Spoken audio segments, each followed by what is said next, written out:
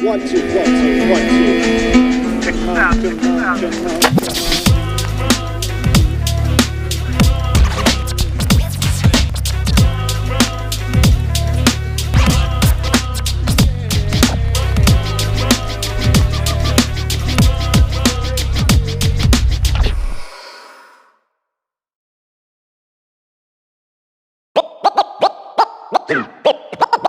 This is the Inkpulp Podcast. This is the Inkpulp Podcast. Comics, hip hop, life.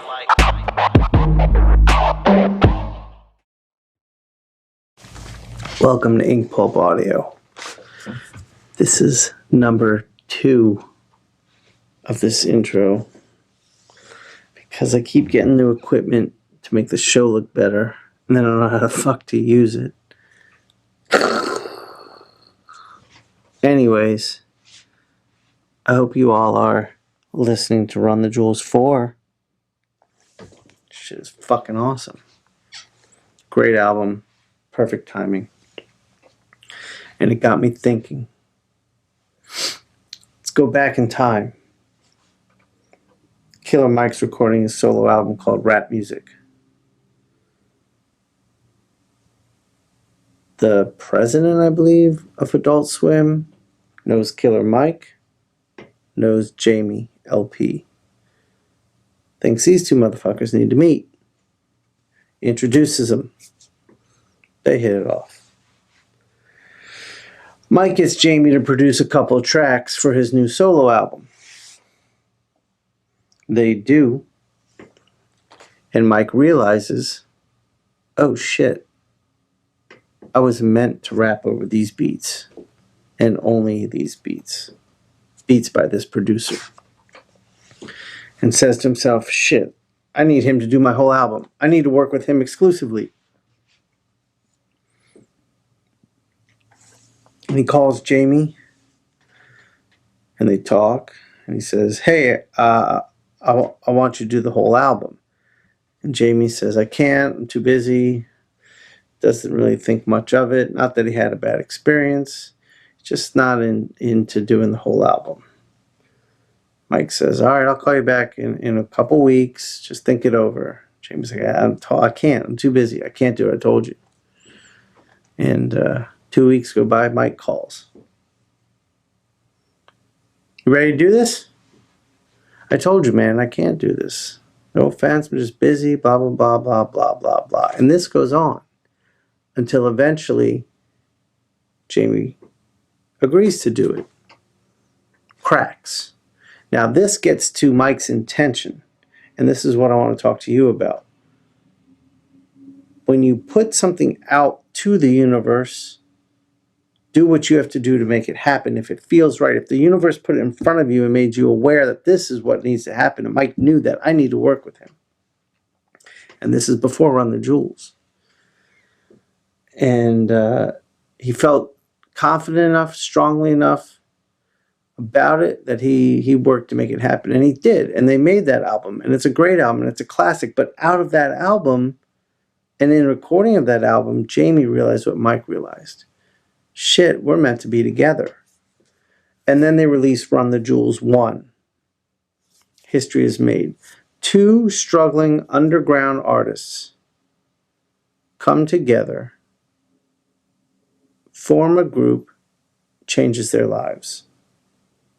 No longer struggling. Putting out the best music of their lives. Loving it. I love it. It's a great story.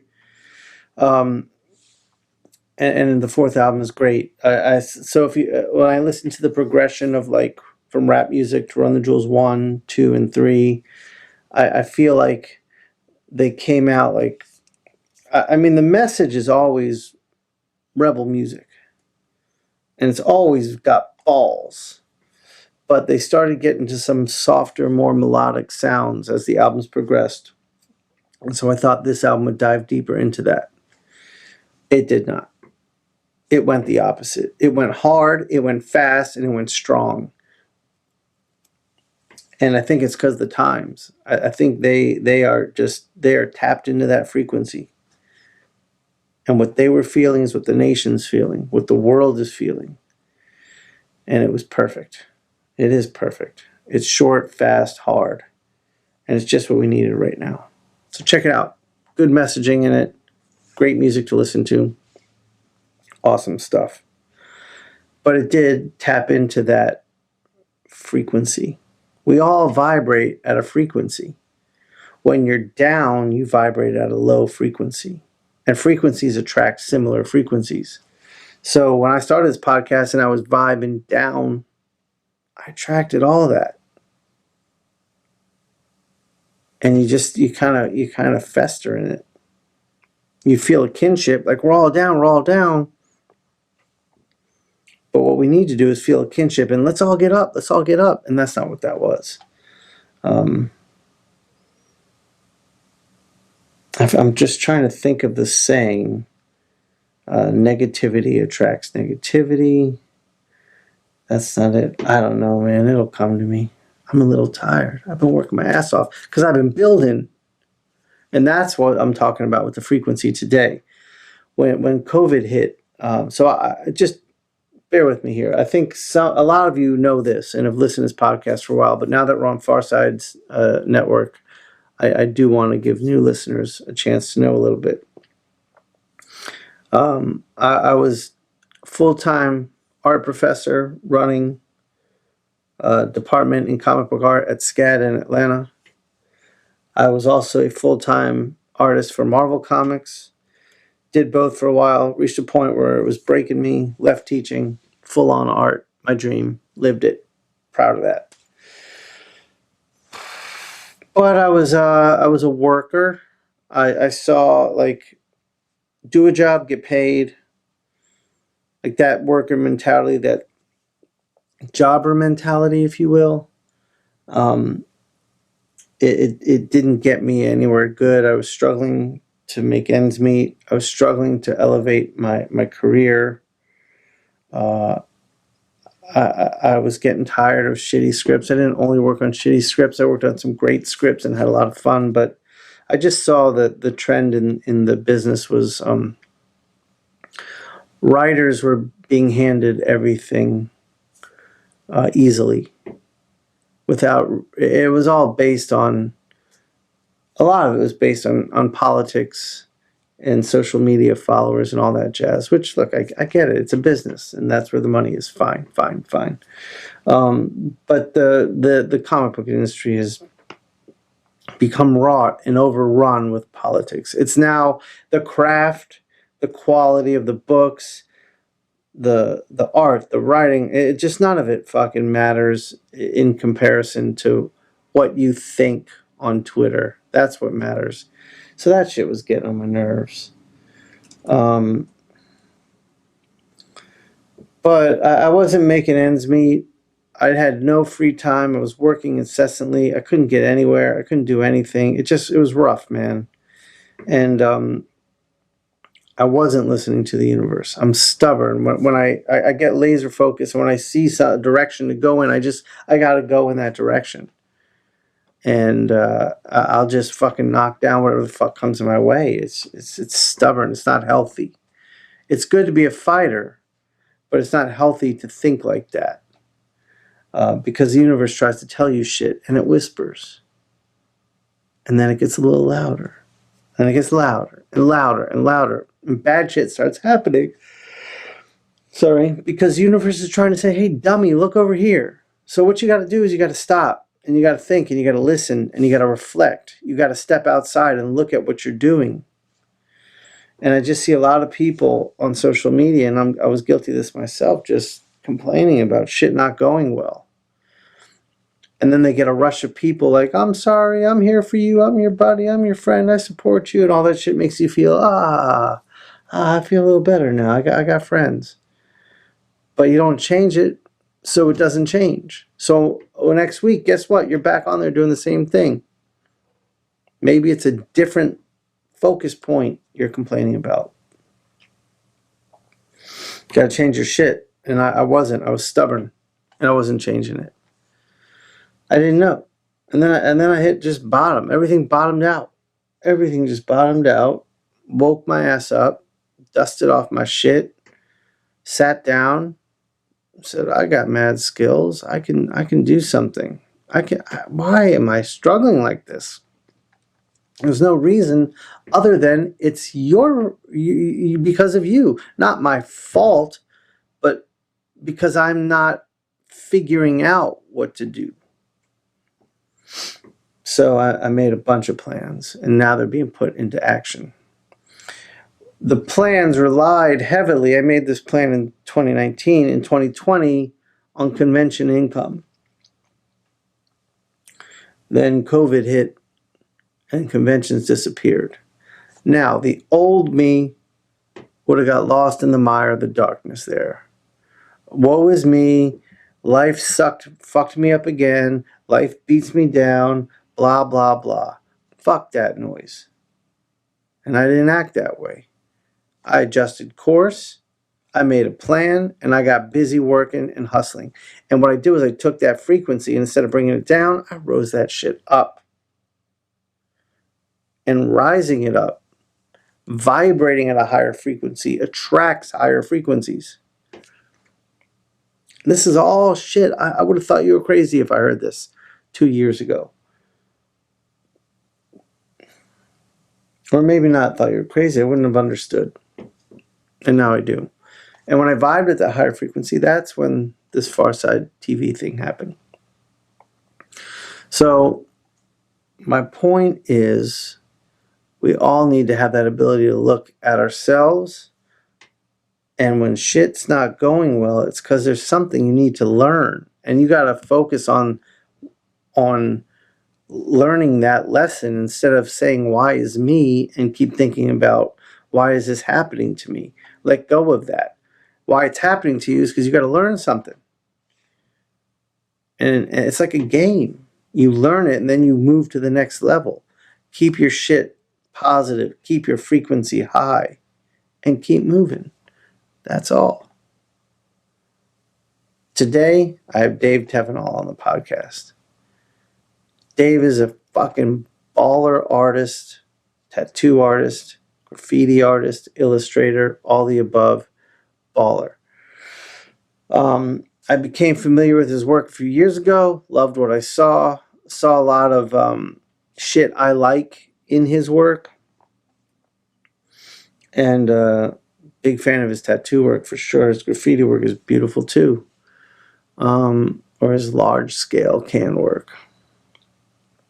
So we chatted a little bit on DM over the years, over the couple last year or so, and it was cool. We hit it off.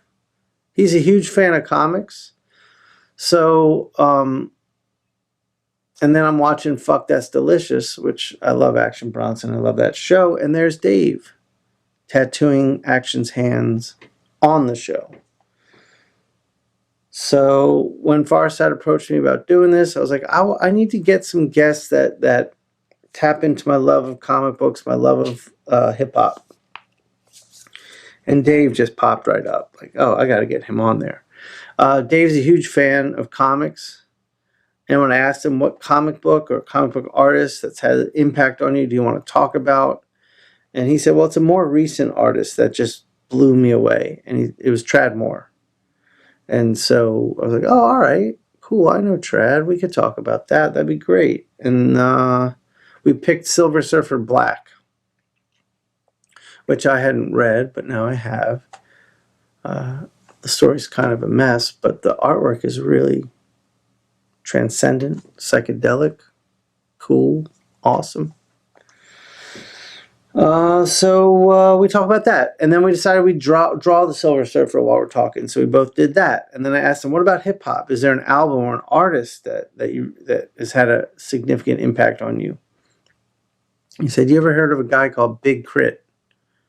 Well, yeah, I'm a big Crit fan and have been for a very long time. So we dive into Big Crit too. It's a great episode. you can just tell when you're recording an episode, energies are high, frequencies are high, you're jawing, you're jamming, you're chatting. This is just one of those. So I hope you enjoy it. If you're new to the Inkpulp podcast and you're seeing this through Pharcyde Network, please go to my YouTube and subscribe over there. It's Inkpulp on YouTube.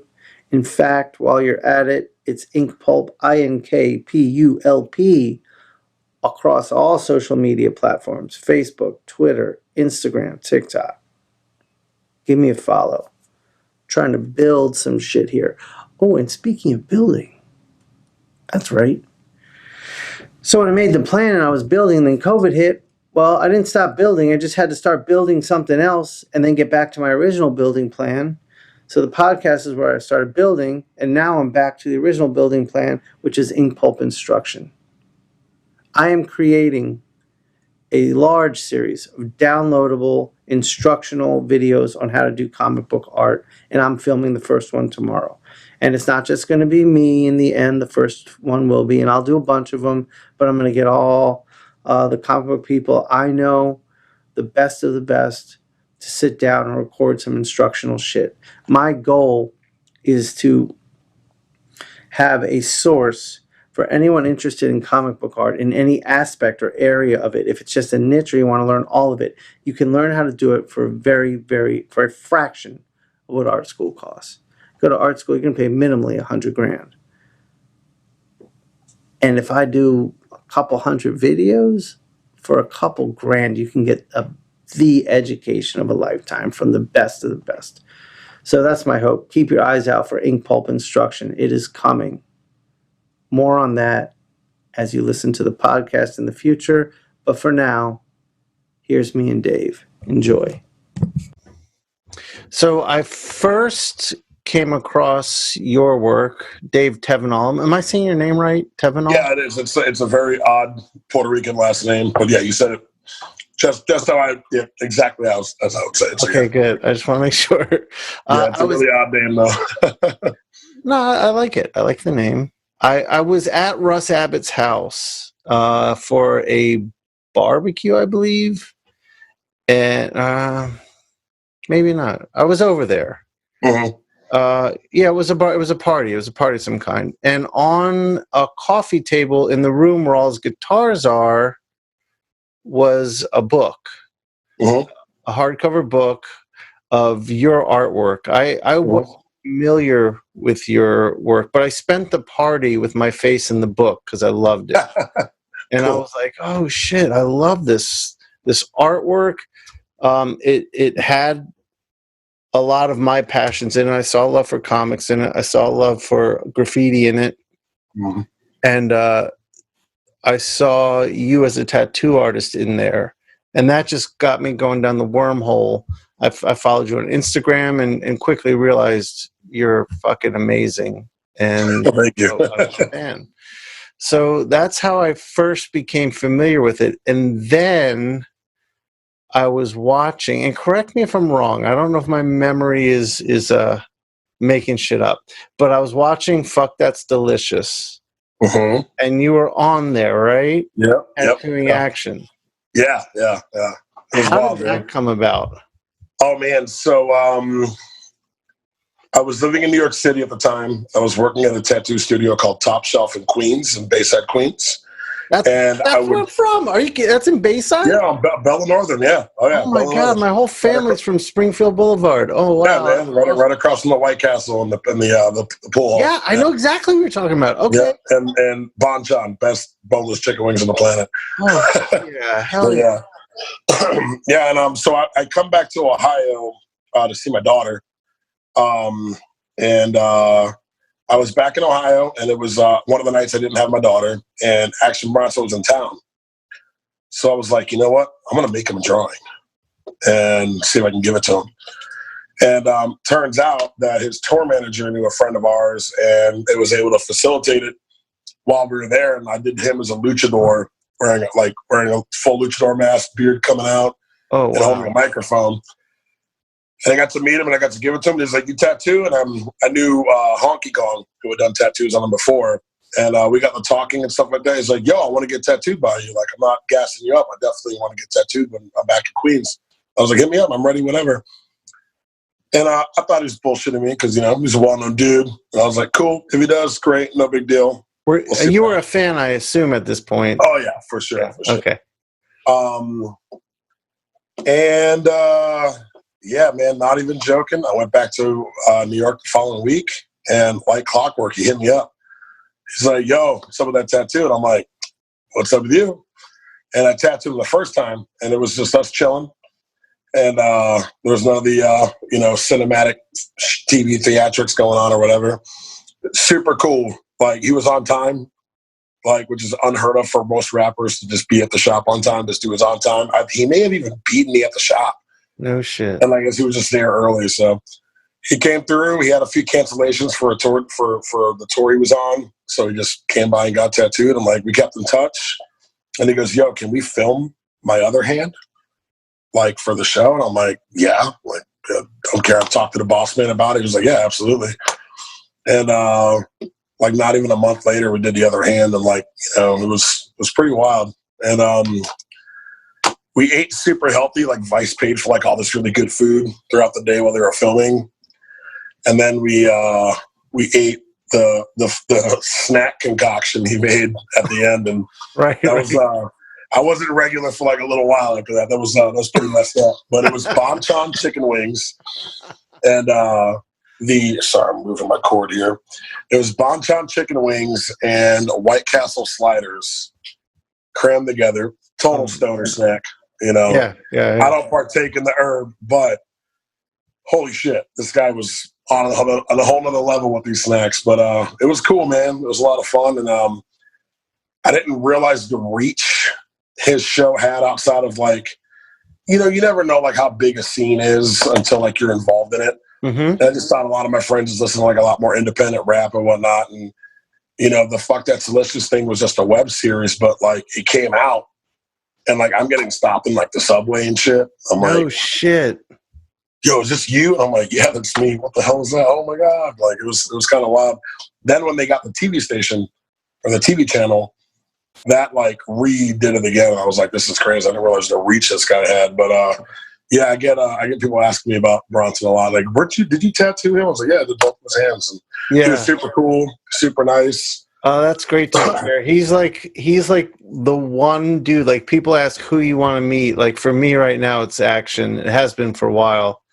No, he's awesome, dude. It's really cool. He seems like it. He just seems intelligent as hell. I feel like he's like the type of guy that like forgets what most people know. Right. So he's super cool. Super cool. Very hospitable too. Like very like Italian mom vibes. Make sure everybody eats at all times. Yeah. That's awesome. I love that. Yeah, my hope is one day to get him on this show too, because he's drawing these days, and that would be fun. Yeah, he's like doing gallery shows and stuff. Yeah, he's making a lot more money as an artist than I ever will. That's right. Good for him. Yeah, I saw that. All right, so I had when we were talking about setting up the show, we picked a comic theme and a hip hop theme, and it's not Action Bronson, so we're getting off in the wrong path. But the comic, you are a huge Tradmore fan. I asked you, like, is there an artist that's had an impact on you, and you just said Tradmore, and you went on a story about him. Yeah, that was that man's work made me feel like I read comics again for the first time. What about his work spoke to you? Motion. Okay. That man is the king of movement. Yeah. Like, I never thought I'd be so stoked to see somebody outline blood. You know what I mean? Like, and things like that. And I got into him. I picked up randomly the second Luther Strode trade, and I immediately go like, who the fuck is this? So I'm looking up like other stuff he's done. I guess he had just finished putting out the first or second issues of the newest Ghost Rider with when he drew Robbie Reyes. Right. And I was like, dude, and that was leaps and bounds. So I didn't realize I was coming into his work pretty late. And he's like only like, what, 26 years old, 27 years old? Like, yeah. Which is like, He's a young kid.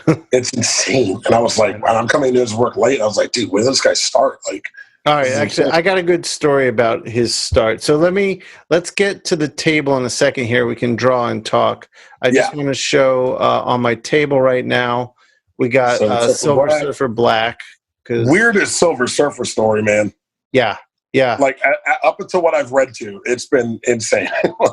Yeah, it's crazy. We'll talk about that. So we're both going to be drawing a Silver Surfer, the homage of this book, and Trad Moore. So let me switch my mic here.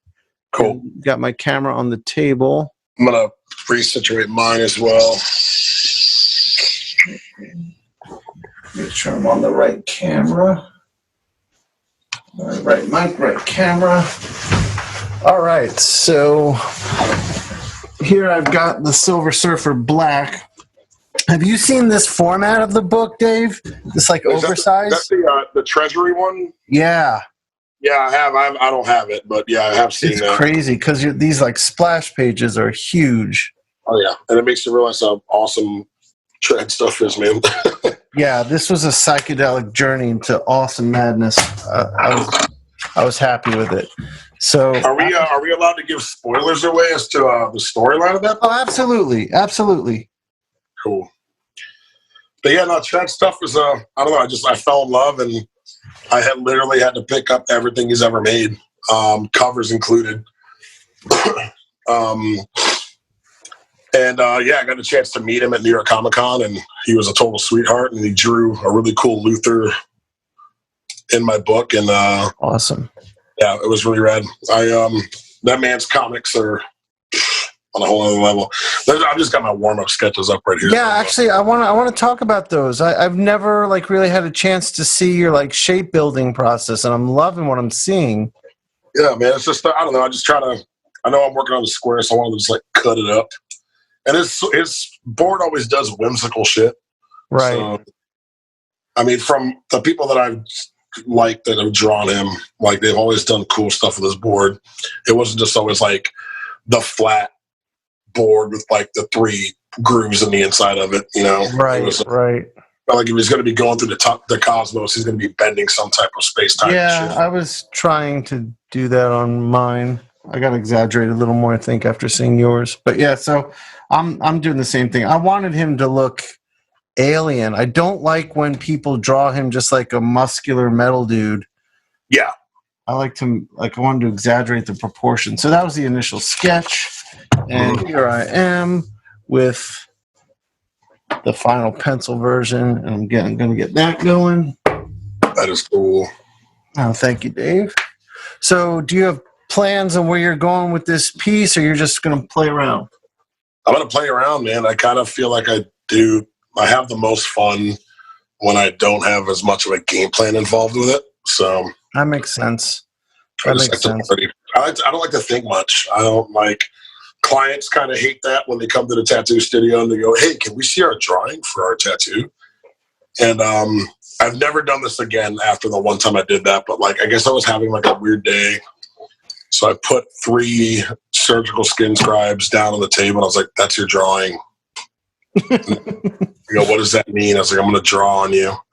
And they go, "Oh, okay." And I had to tell them, like, "Look, I'm not in the business to have you walking out of here looking silly. So just trust the process." And now it's part of like when I email clients ahead of time. I was like, "Hey, I know that you may be used to like a big ornate crazy stencil being printed out, but I'm just gonna freehand this on you and see where it goes." I love that. I've been fortunate enough for people to be like, "Yeah, that's really cool." It just fits the body better for me. And it's like, it was a bad habit that turned into like my only habit. So did you always tattoo that way? No. So like if it's like a pre-drawn thing, or if there's like more like ornate pattern work or something like that, I'm not above stenciling. I'll totally go and print a stencil out and make sure I got all the parameters right for it. But like for the most part, like if somebody wants a really cool skull and a rose and they wanted to fit a bulk part of their body and like it's going to go over muscle tissue and stuff like that, you know, like in form, I'm going to draw it on because I feel like it's going to get a way better feel and fit for the wearer versus like printing out a piece of paper and like sticking it on. You know what I mean? I think It looks like less of a decal and more of like everything was intended to be there. So I ended up like trying to really focus on that, and it became a process. And I'll still stencil stuff out if it's pre-drawn, but for the most part, I encourage freehanding it. I love that. That's great. I had a question, actually. We were talking about trad. I always felt like I saw in trad's work an influence of Japanese art. And I'm not talking modern. I'm not talking like manga and comics. I'm talking traditional. Mm-hmm. And I wondered if that was something you saw that attracted you to it when you first saw it. Yeah, like when he's like nailing panels that like, and I have to show this. It's hard to describe in words, but I got all of his books right here.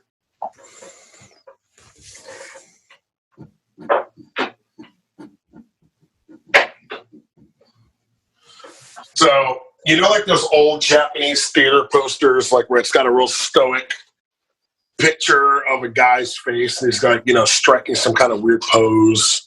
Mm-hmm. When you get into a lot of his panels where he's just like showing a face, like that brick going against that guy's face right here. Right. And it's just like all that like emotion in one spot. It's a pretty still image and it's like captured in time, but you get that whole feel of motion, like with like the bullets going through it and things like that. And I just feel like he nailed a lot of like what those old woodblock pieces would be. Like they were like laid out perfectly. And I feel like every part of the page like it commands an attention that I feel like the same when I look at those posters.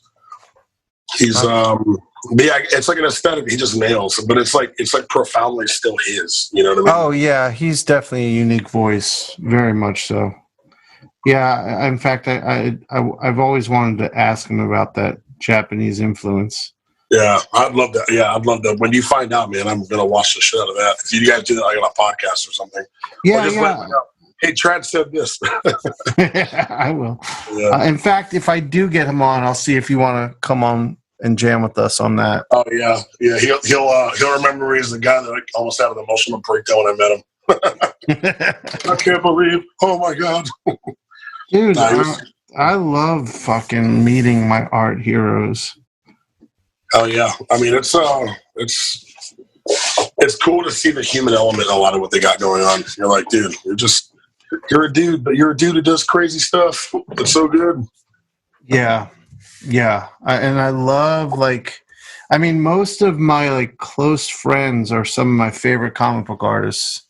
That's rad. It's a very fortunate thing to have. Yeah. Yeah. Very lucky. Like, I did a podcast last week. So I have an art dealer, and the crew, his like business and the crew he represents is called Essential Sequential. Oh, I'm hip. I've tried to stop by y'all's booth during New York Comic Con a few times, and like I just got caught up on it. But I'm very hip to Essential Sequential. Okay, cool. So Klaus Jansen's in the group, and like I can trace my entire want to be a comic book artist back to The Dark Knight Returns. Oh, man, Klaus is like a friend. So like I'm podcasting with him last week. We were all like inking John Romita Jr. and talking. And it hits me sometimes where I'm like, what the fuck is happening here? Why am I here? right. Totally. But my funny little trad story is me and a buddy of mine built the comic book program at SCAD in Atlanta. And okay. I taught in that department and ran it for about 10 years. Okay. And worked for Marvel for a good 6 of those years. Okay.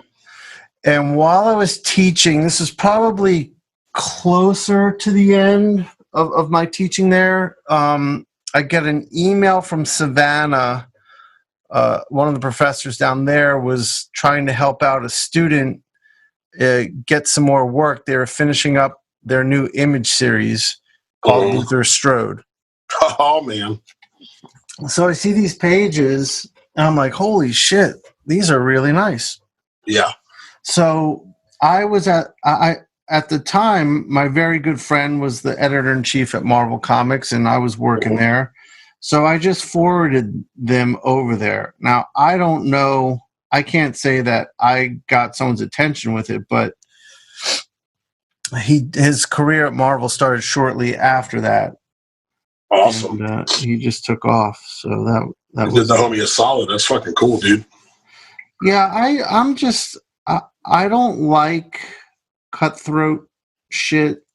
I'm very much like, we're all just artists, and this is a hard enough way to live, to make a living. So if I can help anyone out, I'm down. I mean, I'm not threatened by anyone who's amazing. Oh, for sure. And it's a lot like that too. Like with tattooing, like I feel like a lot of the older guard in tattooing think in the form of a pie mentality, like that the client pool or the ability or the amount of people that are like going to get tattooed is always going to be a finite resource. Right. And I feel like that train of thought is very outdated and archaic. And I've always like learned that hey, people turn 18 every fucking year. Right. And, right. you know, trends will come and go, and people are always going to want to, if now more than ever, indelibly mark their body with something cool. Right. I was just going to say, now more than ever. Plus the craftsmanship in art and comics and tattooing is. Oh yeah. Technology has helped us out huge, man. Yeah, for sure. Yeah. So talk to me a little bit about Silver Surfer. You enjoyed what you read of that? Yeah, I read up until so yeah, I guess spoiler alerts for whoever hasn't read it. When Ego enters the fray. So okay. He's fighting Null, and he's going through all that, like, you know, he realizes he's I didn't read the Guardians of the Galaxy's like series where it leads up to that.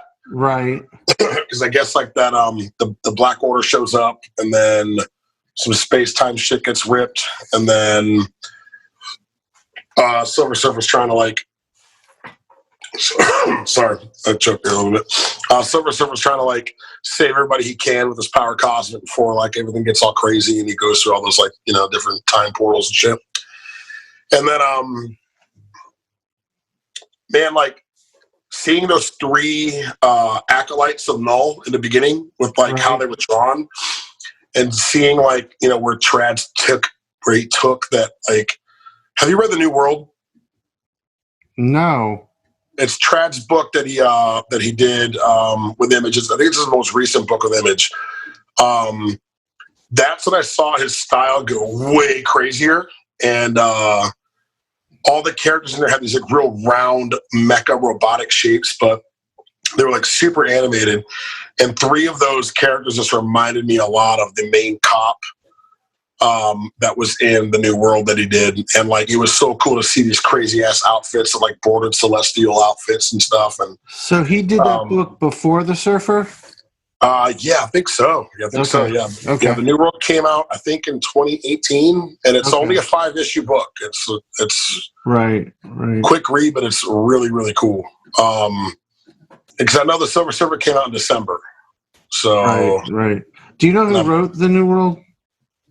I don't know who wrote The New World. I know him and his wife colored it, or he drew it and his wife colored it. Okay. Okay. I don't know who wrote The New World, but Coates on the Silver Surfer one, he's badass regardless. I don't know. I like it. I like how you got like he's a weirder Silver Surfer in this book. I read up until like I think issue 3 or 4, and I just forgot some of the lingering details towards the end. But I watched that whole fight he had with Null on his like beast that he had. Yeah. Grendel. Grendel was it called? I don't remember what it was called. He shoots a fucking power beam through his mouth and through his asshole. And yes, and that in the format of the book, I have that oversized format. I was just reading it last week in just in bed at night. I was just awing at the artwork. I don't like him and like, and this is a complete opposite thing, but him and Jeff Darrow, like I can look at their books and not need words. You know what I mean? Yeah, I know exactly what you mean. It's It's perfect, man. I don't know. It's crazy to see, but So you didn't get to the part where you saw what was inside of Ego? No, I didn't get to that part yet. Do you want to know?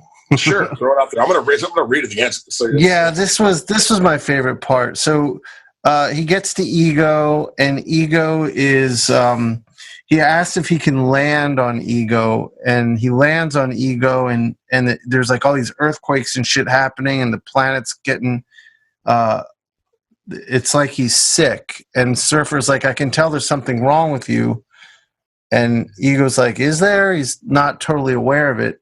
Because early on in the book, they show the backside of Ego when Surfer's talking to him.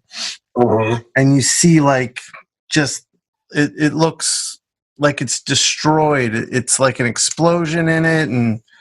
But they don't touch on it till, like, the next issue. So you find out Surfer goes to the center of the planet. Like, he's already got his arm is fully engulfed in the darkness. Yeah, the darkness, yeah. And Ego's like, no, you won't survive. And Surfer's like, look, I'm fucked up, but I'll survive. Mm-hmm. And he has a rough time getting into the center of it, but he gets there. And it's a really beautiful double-page spread of him traveling through, like, molten planet. And Trad does all these, like, little dioramas of... Oh, my God, yeah. Remember when you were a kid in, like, the textbooks when they'd have, like, the Earth and it looked like a wedge was cut out of it and you'd see the different layers? Yeah. So Trad kind of drew that as he's, like, traveling through each layer. What a crazy person. Yeah, it was cool. So, and he gets to the center, and I forget what it's called, but it's the incubator for baby Galactus. Oh, shit. And it's just that crazy... Because, yeah, he goes back in time. He goes back in time when he went to that time rip. I know that, and, like, that's when Null was about to, like... He had, what's that sword he had called? I forgot what the sword's called. Yeah, I forget what it's called, but what a cool design on that sword. Yeah, oh man, with all the weird like fucking drips and stuff on it. Yeah. And he killed the Celestial, and I guess it was like as he was getting ready to go like wage war against the Celestials.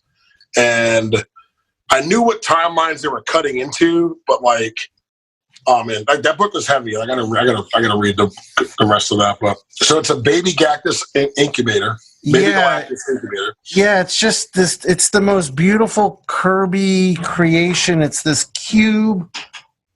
I got yelled at for comparing Trad to Kirby recently by a friend of mine. You did? And, yeah, but it was. I mean, I'm not trying to like be a dick, but he's like a non-artist friend. But like, I'm like, you don't see the correlation between like how like Kirby got to bend and break all the rules of how he drew and like what Trad's doing. He's like, he doesn't like Trad's work, and I'm like, dude, I can't believe it's like you don't.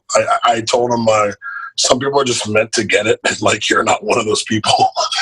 Yeah. He got real mad at me about it, but I'm like, like his dynamic is just, I don't know, man. It's I can't put in the words how it just sits well with my brain. Yeah, I agree. So this, if you look at the screen here, that's the Galactus incubator. Holy shit! And that's at the core of the planet. Yeah, that's in the inside Ego. So I'll show you if I can get to it. This is these pages are Surfer getting to the center of Ego, but I'll show you like this part right here where you see the layers of the planet and the Surfer's traveling through it. It was just really nice design work. I need to buy that Legacy or that Treasury version. Yeah, this really kind of got me excited to work in that sort of format. You tend to get kind of trapped in comics thinking about a specific format only, but that was refreshing to help me break out of it. So talk to me about your history with comics. So I don't want to sound like ultra cliche, but it really was this. Like, we didn't have a lot growing up, and my parents never said no to art supplies or books. That's awesome. Toys were hit or miss, but they never turned down art supplies or books. And we had a comic book shop in the area. I grew up in Houston. And we had a comic shop in the area that would give comic books to kids who had like A's and B's in their report cards. Oh, that's awesome. They're just like, you know, old shit issues, but like I was able to, it was by my dad's job, and I was able to go there and just like peruse the books and whatnot. And then the first pile of books I remember getting when I was probably maybe 6 or 7 was a whole bunch of like Claremont X-Men and New Mutant issues.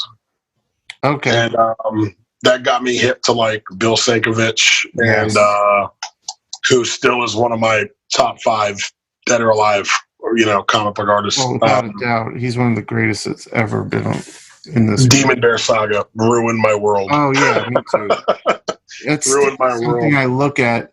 My issue with Sienkiewicz is I look at it and it makes me question my entire DNA as an artist. And then I'm like, I just need to fucking throw it all down and whip that brush around and fling it around. And then I go to do it and I'm like, this is not who you are, man. It never works. So that type of stuff has allowed me, like, I try to, like, if I overthink things too much, I end up like losing my voice in my pieces. And I guess I work a lot better with that kind of chaos like that. Right. And I think that early exposure to stuff like that made me realize, like, you know what, like, I'm way better of like, with my process, I get looser and more expressive like that. I'm the opposite, man. I think, I plan, I push. I mean, it's what made me a good teacher, I think, was I can explain, and there's I'm terrible at that. And I don't know about you, but for me, I always look at like super expressive and organic artists like yourself, and I'm like so like jealous of like the ability to do that. I'm like, I wish I could just do that. There's a lot of like fucking up during the process. Like, I don't draw things anatomically, you know, anatomically correct. But I try to keep.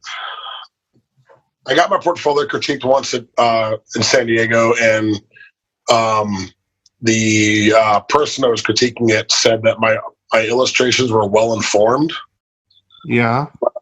Were too willy-nilly in anatomy for what they would like, and like almost everybody who saw my stuff was like, "These look like tattoos." And I was like, "Well, you know, I've drawn for skin retention, so I use like a lot of line work and shit." But so you were already a tattoo artist at that time? Yeah. I've been tattooing 15. I mean, I count like my times of when I was like tattooing my friends off punk rock and stuff at home, because it's still part of the learning process. Sure. My apprenticeship was very unorthodox, but tell me that story. Like, tell me about getting into tattooing and oh boy, all that stuff.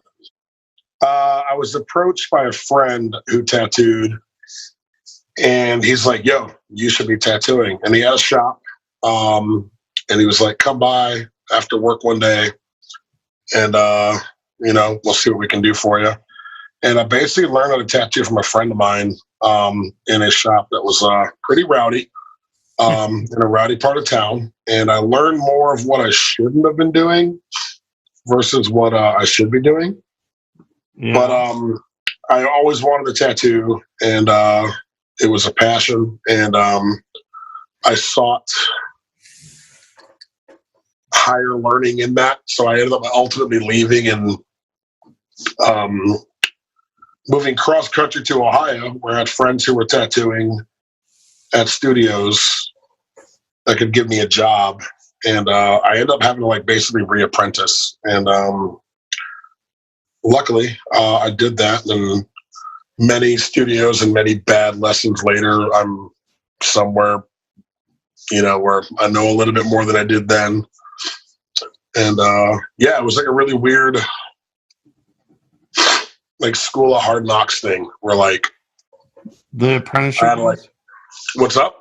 The apprenticeship was. Yeah. It was when I think I'm getting something, I wasn't getting it, and then like it was just really, really hard. I was just having this conversation with our apprentice at our studio now, because about the subject of like nothing's coming easy in tattooing, because it's a very unforgiving medium. Right. And I had to go to a lot of places. I had to like work in different studios. I had to force myself to be around artists that were doing different things. And in order to get it, to understand that there's no way to standardize it. And I learned a lot of bad things from a lot of people, like technique and like, you know, work related wise, because tattooing is just a bunch of unicorns like marched to the beat of their own drum. But Right. luckily I ended up in a situation where I'm working with friends who know a lot about like good, well-built tattooing and good practices within that. And I've been able to be working with them for the last 10 years in Ohio, off and on. It's just a lot of trial by fire. Like it's, you can practice and draw it all day, but when you actually tattoo it, it's a whole nother fucking can of worms. Because you're working with skin. Oh my God, it's the weirdest thing ever. I'm gonna blow my nose for 1 second. Yeah, go ahead, do your thing, man. It's like pollen season 9,000 out here. Yeah, I'm in Atlanta, man. We got it all going Down on. there also. But yeah, I always wondered what skin would be like. So take what you imagine it to be like soft tissue, Yeah. and then imagine it always bleeds or like always gets wet, Right. and your hands slide around and things like that. Right. It's the best way to put it. And then the machine is a whole nother animal too, I imagine. Yeah, because you got to deal with the muscle memory of like fighting the vibration, Right. and that's hard, man. You have counterweights, so like a lot of your machines are shaped like this. So, and then your hand would be in this general area. So you're fighting the resistance of the machine to move back that way when you're trying to work this way. So like where your muscle memory would be, like where your thumb would be at and you're holding your machine, like this hurts all the time. And then like, you don't know, like it takes a long time to tell people to stop tattooing with their wrists and to use their elbows. Same thing with drawing. Right. And, yeah, there's a lot of like, you can do 10 tattoos on the same person, and each time, each one's going to be vastly different. And it's one of those situations where I try to tell that to apprentices too. Like, you know, there's no way to standardize it. Like your date, like your next week tattoo, you can tattoo 7 days a week, and on that 7th day, when you feel like you got to figure it out, some kind of curveball through biology or organically is going to come through and fuck you all up. Shit. So people bleed at varying rates. People have different heart, like, you know, blood pressure, things like that. You know, if there's medicine or if they got hungover or anything like that. There's so many different variables that it's you just try to nail the overall tone of like, you can take most of what gets thrown at you. Tattooing is very much like a profession of dealing with what comes through the door. And you never know until you're starting the tattoo, like if they can sit well for a tattoo. Right. Things like that. The variables are super. And my friends in tattooing have said that different parts of the body, the skin is completely different. 100%. You know, if you're tattooing the inside of the arms or behind the knee or inside like the inner arm, we call it the ditch. If you're tattooing that skin's very arid, very loose. And if you're not careful, what you would be a simple clean line on a forearm, if you try to do that there, would become like a laceration or a fucking bruise, you know? So. And age plays a factor too, I'm guessing. Oh, 100%. You know, especially for like, you know, you're tattooing like a lot of like, you know, like sun-kissed, like older skin, that can be real stressful. But I'm trying to be careful with the wording because I don't want to like, you know, shit on anybody like, oh, old ass people. Like, it's not like that. Because no, I get, but I mean, skin changes. It's I mean, oh yeah, I'm getting up there. Today's my birthday actually, and I'm getting happy birthday, man. Thank you. So yeah, I see my skin changing. Oh yeah, I see a lot of things. I'm learning that one now with entering my mid to late 30s here. But dude, you're young and you're wearing yours well, man. I turned 48 today. 48? Yeah. You're fucking lying. No, I'm fucking 48, dude. I'm 35. Oh, man. To be 35 again. I went up. Well, you're wearing 48 like you're fucking 28, so you're good, dude. Don't worry about it. Thank you. I appreciate that. And I do. I feel very young, and I do take good care of myself. And Yeah, I heard 48's the new 28, so that's just, I mean, all right. I don't know where I read that, but it's there. Just trust. All right, I believe you. I believe you. Sounds good. So yeah, like what I was saying, the apprenticeship thing, man, I learned in a really hood ass shop, and like it was a lot of things I like didn't know like were things. And when I entered the other studios, it was like, you know, I just kind of got like, you know, oh shit, I was doing this wrong for a long ass time, and I had to relearn In and terms of stuff like that. technique, Yeah, technique. Yeah, 100% technique. Thank God nothing's, you know, with sanitation. You know, I was pretty fortunate to be in studios that were fairly clean. You know what I mean? And then I learned, like, when I went to one studio in Ohio when I first moved out to Ohio, where it was APP certified, which is the Association of Professional Piercers.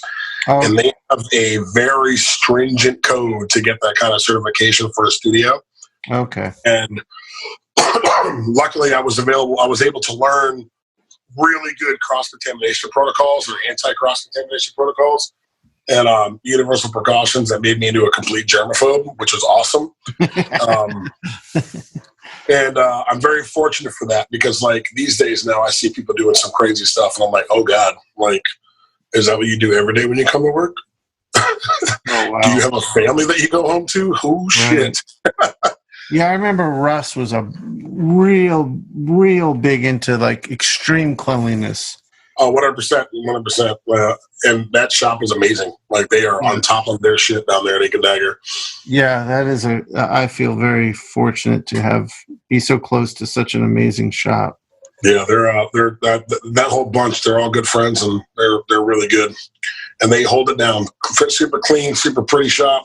I enjoy it there. Yeah, in fact, all of the work on my body was done there. Now that I think, Who'd you get tattooed by? Russ did my chest piece. Eddie did my foot. Eddie Stacy's my dude. Eddie's like one of my close friends, dude. Yo, you should fucking let him know we're shooting the shit, man. Like, I will. Dude, maybe we can do another one of these. I'll get Eddie on too. That'd be awesome. He's all graph head. He knows what's up. Yeah, I know. Me and Eddie meet for breakfast about once a month up until COVID hit. But yeah, he'll be like on the way into the shop and he'll text me, and my studio's close to the shop, so we'll meet for breakfast. I legit can't say enough good things about him. He's rad. Yeah, Eddie's the man. So Eddie did my foot. Do you know Matteo Scalera? Yeah. Oh yeah. Okay, so Matteo's like one of my best friends, and Eddie me and Matteo wanted matching tattoos. That's rad, man. So Eddie did them. It's on my foot. It's on Matteo's rib. So Eddie did that, and then Wes did the dragon on my arm. Yeah, he's super good, man. Yeah, Wes is great. I met Wes. I was in the shop, and because I apprenticed for a little bit with Russ. Oh wow, really? Yeah, and I was in there one day, and there was a guy who's at another shop not too far away who was interested in coming over and was coming over to guest spot and sort of try it out. And I was in the drawing room, and he was there, and we hit it off because he came out of the Art Institute of Atlanta, and that was before I taught at SCAD. I taught there. Yeah. So I had just missed him, but some of his teachers were some of my friends that taught there. So we got to chatting, but his art was solid. So I always knew I wanted to get some from him. And then all the lettering was done by, I don't know if you knew Trips when he was there. Yeah, Trips Kahai, yeah. Yeah, so Trips Am I saying that right? He has a Hawaiian last name. Yeah, Kahai, you're right. You're right. He's back in Hawaii now and has his... I did see that, yeah. And then this is going way back, but Javier, who used to be there, did all my other lettering. Tattoo Ninja? Was that who that was? No, that's Eric.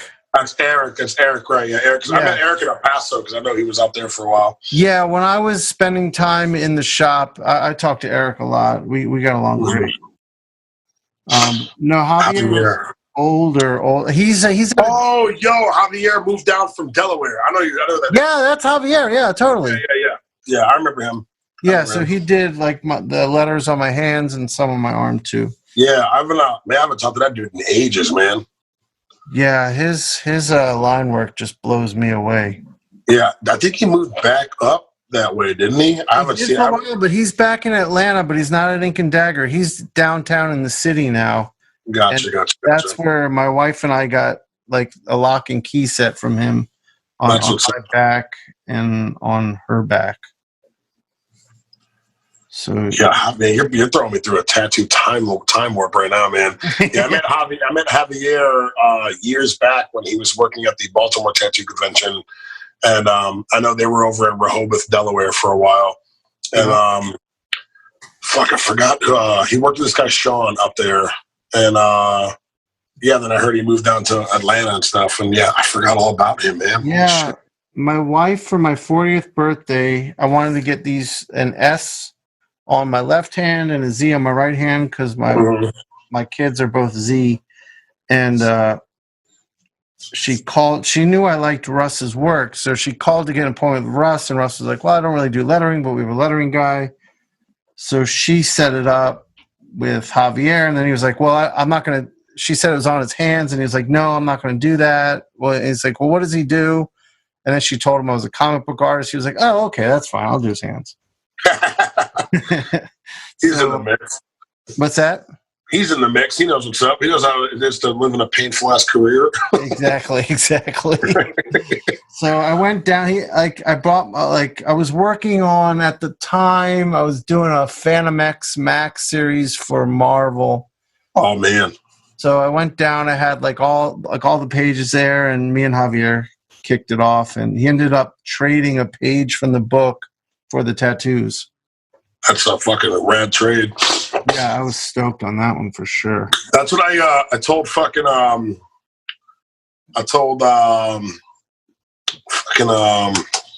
Battle Chasers. Fucking Herrera? Yeah.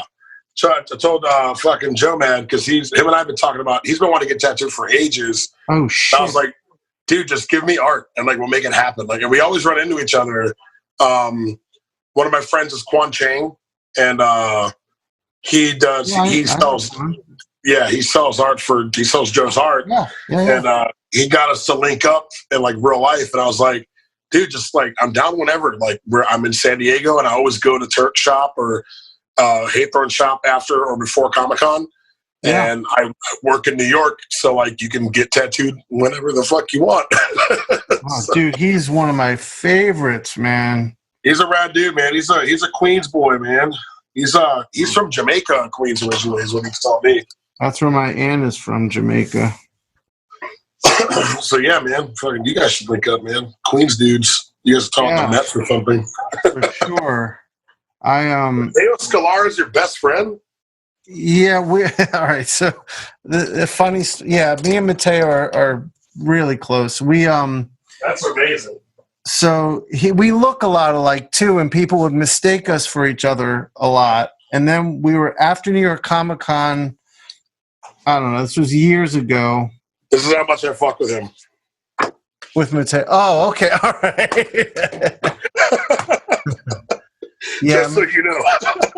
Dude, I just got to tell you, sitting with him at cons at Essential Sequential and watching him go, it's insane. Dude, he's up there for me, dude. It's the facility he has is what really blows me away. It's like breathing for him. He creates masterpieces with breathing. It's just he just sits down and manifests this incredible image. It's crazy. It's and how he works with all those washes and stuff, and oh my god, it's insane, man. It's insane. Yeah, pass on my fanboyness to that gentleman, dude. I will. Well, look, man, what we'll have to do is when conventions are back and we're all at a con together, let's grab a meal. We'll definitely do that. I'm all about doing that. That would be awesome. Drinks, any of that good stuff. Yeah, we'll do all of that. All of that would be great. So Mateo and I, we we always hung out. We were both at Essential Sequential, and 1 year, this is fucking funny. 1 year we were at Seattle, and it was raining a lot more than we thought it would. We didn't come prepared.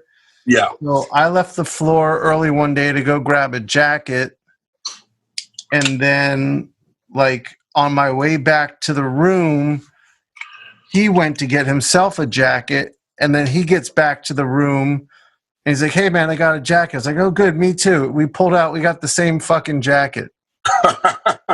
So we were like, fuck it. So then we go out, and everyone's like, "You guys already look enough alike. Now you got to wear the same fucking jacket." That's So hilarious. then we made it a point to get the same jacket at every convention. Every year.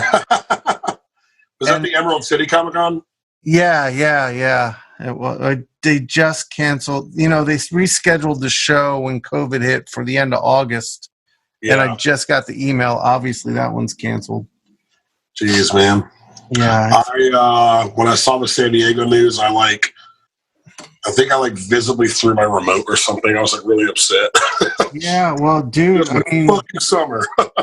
I know. Well, for me, I had scheduled myself, I'm moving more into doing my own shit and getting away from the corporate comic stuff. So I had put this whole plan in motion, and my summer and spring income was going to be really based heavily on conventions. That's exactly what the hell I was going to do for tattoo conventions, man.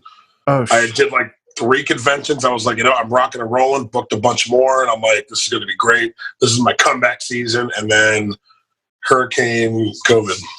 Yeah, that's exactly what happened to me. And I was like, oh shit, my income for the year is now just vanished. Uh-huh. So Yeah. I mean, luckily I adjusted course quickly, and all the art buying public, even amidst all the financial uncertainty, came out and supported us. And dude, yeah, they showed up, man. They really did. Yeah. If I didn't get the few commissions I got over the duration of the fucking outbreak, I would have been screwed so bad. Me too. And here's the other thing. I launched a fucking Kickstarter for my new art book. Yeah. 3 days before the lockdown started. Mm-hmm. And then I made it, and I'm so grateful I did. But for a little while there, I was getting a little nervous. Scary times, dude. Yeah, that shit was fucked up. Yeah. But you guys are one of the first states to reopen, though. yes, yes. I was almost going to go down to Georgia if Ohio didn't pick its shit back up, because I work in New York often too. I go to New York every 3 weeks still. Okay. After I moved back, went through a pretty gnarly breakup and came back last summer. But I still have tons of clients out there, and New York has got its dates at the end of June tentatively, and may get pushed back to July, just because they're ground zero for the outbreak right now. Right. But Ohio had an indefinite date, and I was like, "Well, fuck it, man. If Georgia's going to get their open date on April 26th, I'm leaving. I'm gonna be tattooing in Georgia now. This is just going to happen." But luckily, we got our date and stuff like that. But yeah, you guys, did you see, were you questionable when you saw that Georgia was going to get back to it so quickly? Yeah, I was real worried. And my wife she's an esthetician, so she works in a spa. Yep. So she's under the same guidelines we have. Exactly. So she's working in full PPE now. Uh-huh. Like a face shield, a mask. So she was terrified. I mean, look, I'm nothing much changed for me. Right. I have my own little studio. I don't really see other people very much. Yeah. But yeah, I thought it was a little fast, and they didn't. The way they opened was poorly organized. They said they were going to open. It was a Tuesday. They said Friday we're opening, and then they didn't put out guidelines for businesses until Saturday. Jeez. Yeah, we found out in Ohio. They announced it on a Wednesday. Opening date was the following Friday, 2 days later. Yep. Same shit. Luckily, a lot of the tattooers in Columbus met up with each other, and we all talked about like what we were going to do. Because we have the Hell City convention here that's thrown by Derb Morrison, right? And he's helped write the bylaws for the state of Ohio for the health code for tattooing.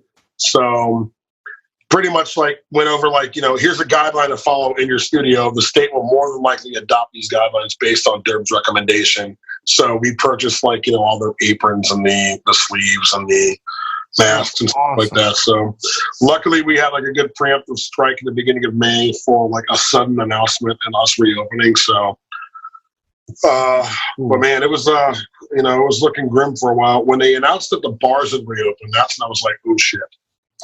Yeah. And just also watching how Georgians were like celebrating it was a little worrisome to me. I want my haircuts. Yeah, they still think it's fake. There's still a large percentage of people. Oh my God. I've had to like leave so many friends in the dust over this shit, man. Like everything and nothing against them, man. But like, yeah, people who just like didn't think it was real. Like I've had friends that caught it, you know, and like were severely debilitated from it. And yeah, one of the Essential Sequential guys, his brother died from it. Yeah, man, that's sad to hear. I'm sorry. Yeah. Well, you know what made me, before it hit here, what made me really take note of what was coming was Matteo. I get up early as hell. Yeah, he's in Italy, right? Yeah, he's in Italy. So me and him will text in the early morning sometimes. So I get up, I'm just sipping my coffee. I'm the only one up in my house. He sends me a picture of what looks like his girlfriend in like a hazmat suit. Yeah. And I'm like, what the fuck is this? And basically, I mean, I had been checking in with him to see what was going on. With his girlfriend, her mom got it. Her aunt got it. But they weren't so sick that they needed to be hospitalized, or they probably should have been, but the hospitals were too overwhelmed. Oh yeah, they were only taking like cases that were near fatal. So they sent them home, and Matteo and his girlfriend with a bunch of needles and antibiotic liquid, and said, "Give them a shot of this twice a day." Here's yeah. These are not like Matteo's an artist, as you know, and his girlfriend's like an athletic trainer. So they're not medical professionals. Right. But they had to go over there twice a day, get dressed in these hazmat suits, give injections to her mom and her mom's sister. Holy shit, man. Yeah. So that when I saw that, I was like, what the fuck is coming? That's what hits it fucking home, dude. That's crazy, man. And her cousin died of it. He was the first one in the family to get it, and it was actually on a podcast. Like I was talking, like my podcast when this first started, we would spend a lot of time drawing and talking about what was going on. Yeah. So I asked him, I was like, I said something about her cousin in present tense, and he goes, "You said that in present tense. He passed away." Oh shit! What a way to find that out. I know. We all just went silent, and it was just like, fuck, man, these are the times that we were. Yeah. A friend of mine's dad passed away from it, and they couldn't do anything with him for they couldn't do anything like as far as like, you know, claim the body and whatnot for like, you know, weeks. Right. And two of my really good friends caught it, and they both were like, dude, there were like moments where like I didn't think I was gonna make it through. And they're like young dudes, man. Like, yeah, I know a few artists. A writer I know was really fucked up from it, and he told me that. One of my friends has to go get chest X-rays done to see how far it went into his shit. Jesus. Well, my family, we're dealing with some shit right now. My mother-in-law has Alzheimer's, and she's in an Alzheimer's unit. And it just, like, an outbreak just happened. And this morning they called. She's wheezing and coughing, fever and weak. And we're like, oh, fuck. Yeah. And, like, my wife can't see her mom. And if it goes really bad, she'll just never see her again. And that's what Matteo was telling me was happening in Italy. And my wife was like, I can't believe that would happen. And now here we are. Yep. Yeah, man. Oh, I'm very sorry that you guys are going through that. I do wish the best for you now. I didn't mean to bring up all the doom and gloom. No, it's fine. I mean, it's good. Yeah. Good to talk about it. Yeah, man. I feel like with the current state of the injustice in America as well, man. Like I feel like a lot of us like banded together for a very humanitarian, no doubt, effort to push the fucking the equality and the anti-police brutality movement together. But at the same time, like this has been like a huge cloud still looming over all that as well. For sure. And actually, I did want to talk about that. You've been out there. Oh yeah. And so what's it been like out there for you? So we've actually been going down as a shop, man. Like I work with like a lot of friends of mine in the studio. Like we're all from the hardcore scenes and graffiti scenes and stuff like that. So I'll be real with you, man. Like I understand that not all not all people are bad, and we can carry that over into professions such as law enforcement and stuff like that. But as a member of subcultures that have been vilified by law enforcement and having been on the receiving end of some pretty brutal ass whoopings from law enforcement, I understand this outrage 100%. And I do. I've been fortunate enough to grow up in a household with a black stepmother, and I've got many black cousins and aunts and uncles, and my dad's Afro-Caribbean, Puerto Rican, so that's like it's being biracial with all that, and I get it. I see what it's like for people to go through. I have very low melanin content, but I let it see what my family directly has had to endure firsthand by being judged and shit like that. And right. I 1000% believe that there is a fucking problem systemically with the police force and police brutality. No. And it holds the same hand as racism. Yep. And it's they're disproportionately affected, and I had to do my part. I got arrested once at a permission wall in Houston, and the police officer rolled up on us, and it was a legal wall. 3 p.m. middle of the day, we're painting a mural, and they thought we were just willy-nilly 3 p.m. vandalizing a storefront or a side of a store. We had permission from the owner. It was all the way good. Right. Before I knew it, I'm getting hit. I got punched in the back of the head by this police officer, thrown to the ground. He handcuffed me, and his knee was in the back of my neck for a minute. 1 minute. Shit. And I thought I was going to die. In that 1 minute, I couldn't breathe. And once the owner's son came running out of the store telling them that they had permission, he brought me back up from the handcuffs, ran my ID, kept me cuffed, threw me face down in the hood of a hot-ass car in Texas heat. And once everything was good, he had the nerve to uncuff me and ask me about tattoos.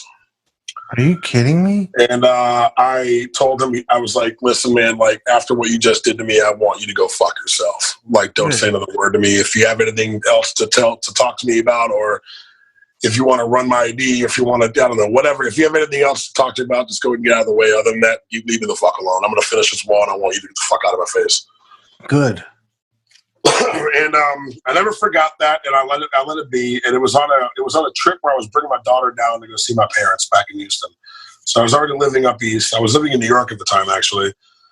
And I went to Ohio to go pick my daughter up, and her and I flew down. And I had to come home to my dad's house. My dad thought I got my ass whipped by somebody on the street, just thinking I was up to the same old bullshit. My daughter didn't know what the hell happened to me. And you were pretty bruised up. Oh, yeah. Well, they put me face down with a bunch of gravel and glass on a convenience store parking lot. So, oh, my God. So, when I saw that video of Floyd getting arrested, I fucking knew what that physically felt like. Yeah. And I don't care if you were on drugs or not. Like, it doesn't, whatever these assholes are saying happened, or, whatever the semantics are that they're arguing over, seeing that, I cried, man. Yeah, and, for sure. I wholeheartedly understood like why this is like, and I knew it, but like seeing it like that, for some fucking reason, like this one hit me.